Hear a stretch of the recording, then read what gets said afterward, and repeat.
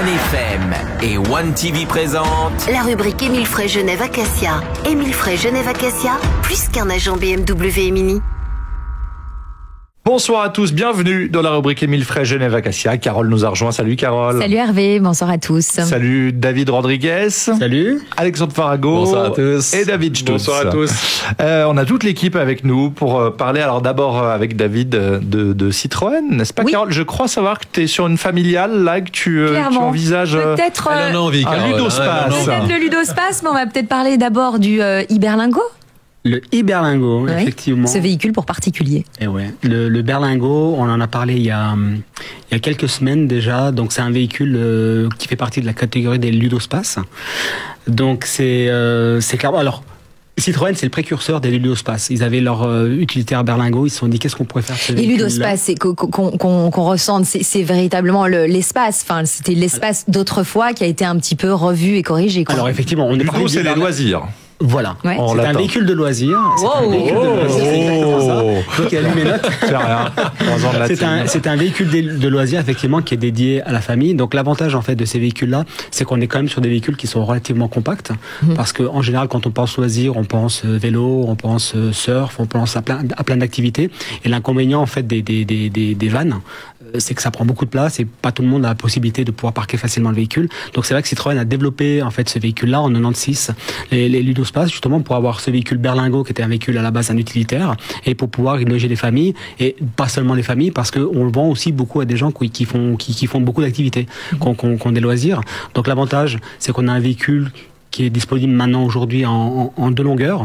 En deux longueurs, on peut l'avoir en 5 places, en 7 places. C'est un véhicule qui est complètement modulable et dans un espace qui est relativement contenu. Et dans lequel on va pouvoir y mettre poussette et compagnie, quoi. On peut tout y mettre. Bien sûr. La planche de surf. La planche de surf. On peut vraiment, le véhicule est modulable. Les sièges, on peut les faire bouger. Ça, il y a aucun souci en termes de modularité. Et à partir de maintenant, on peut le commander. On peut l'avoir aussi en version électrique. Ouais, oui. On est dans le flow des véhicules électriques. Futur.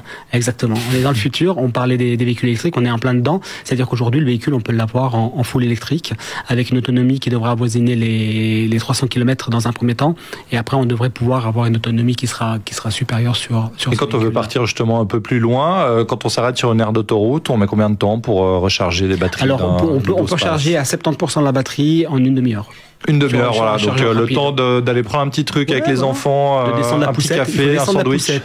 Oui, c'est ça. Allez, boire le café, elle est déjà chargée. Elle est chargée. Quand t'as fini de sortir tout le monde de la voiture et les poussettes, elle est déjà chargée. Ouais, tu peux remonter en voiture. Eh ben c'est parfait. Donc on la découvre quand et où? Alors elle est disponible en précommande et la voiture, on devrait la recevoir tout soudain au mois de novembre.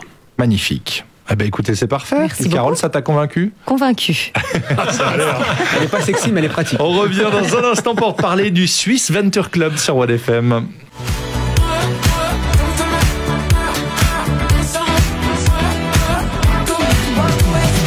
On est de retour pour la rubrique Émile Frey, Genève Acacia. Alors apparemment, il y en a un de l'équipe qui va remettre des prix bientôt, hein, Carole. Qui sera en tout cas membre du jury. Non, ce sera pas moi, ce sera Alexandre Farago. Alors membre du jury, oui, à remettre les prix, il y en aura quelques-uns qui seront remis par mois, mais pas tous. Hein. Et justement au Swiss Venture Club.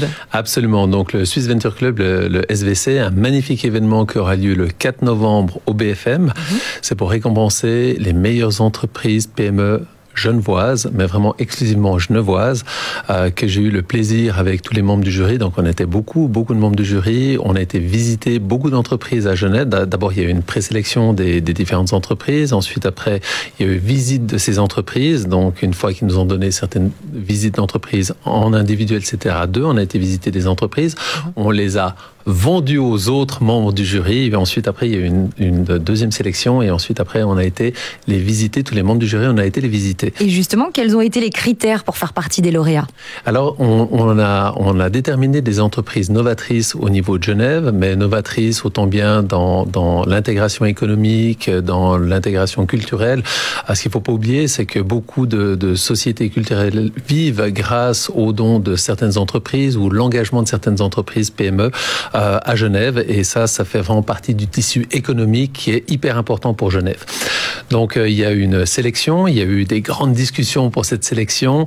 Les résultats sont encore totalement confidentiels, ils seront révélés le 4 novembre. Donc les lauréats ont été invités. Ils savent qu'ils sont lauréats, mais on ne connaît absolument pas le résultat.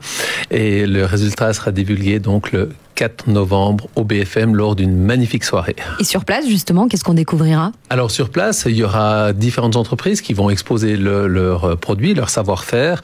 Nous serons également sur place avec Émile Frey.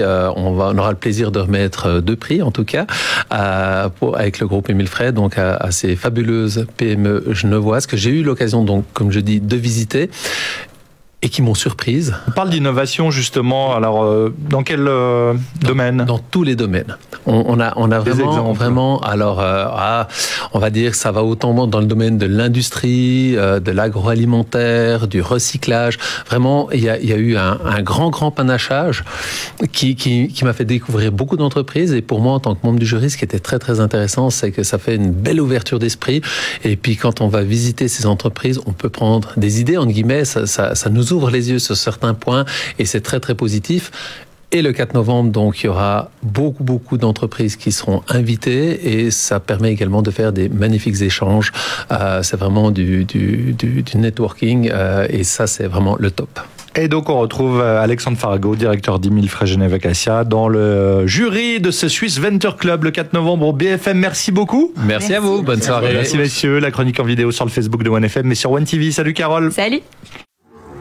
C'était la rubrique Émile Frey Genève Acacia. Émile Frey Genève Acacia, plus qu'un agent BMW et Mini.